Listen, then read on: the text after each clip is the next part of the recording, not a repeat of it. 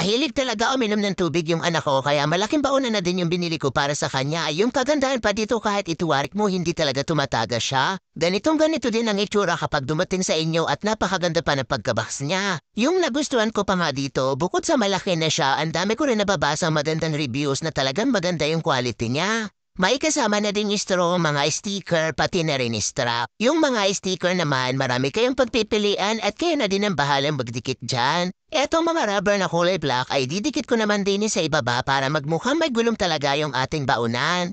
Para naman hindi tumagas ang tubig, may kasama na din siyang rubber na ilalagay mo lang sa ilalim ng takip dahil alam niyo naman na kapag bata nagdadala hindi maiwasan na matuwarik or matagilid. Double drink ta din siya mga mami ko kaya pa din yung ilagay yung straw pa din namang hindi na. Idedikit ko na nga lang din tong mga sticker para mamaya ay mas maganda na siyang tingnan. Sa tingin ko magtatagal to sa anak ko dahil sobrang kapal itong baonan at maganda talaga yung quality niya. Kahit yung strap niya napakalambot hawakan. Yung pagkakabitan ng strap sinigurado talaga nilang matibay. Yung tipong kahit lagyan mo ng mabigat ay hindi bibigay. 1,000 ml na yung laki niya at mas lalang gumanda nung naidikit ko na yung mga sticker niya kaya tuwang-tuwa yung anak ko dahil meron na siya magandang baonan ngayong pasukan.